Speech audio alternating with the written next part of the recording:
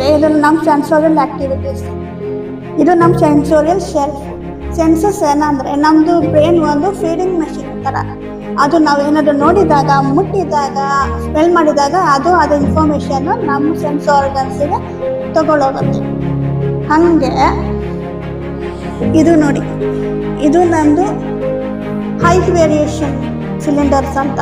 ಇದರಲ್ಲಿ ಮಕ್ಕಳು ಮುಟ್ಟಿ ನೋಡಿ ಎಲ್ಲ ಮಾಡ್ತಾರೆ.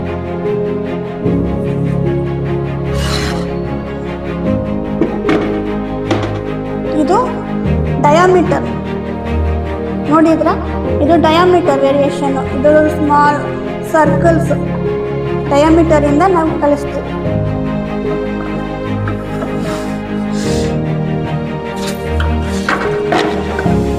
ಇದು ಸೌಂಡ್ ಬಾಕ್ಸ್ ಅಂತ. ಬೇರೆ ಬೇರೆ ತರ ಸೌಂಡ್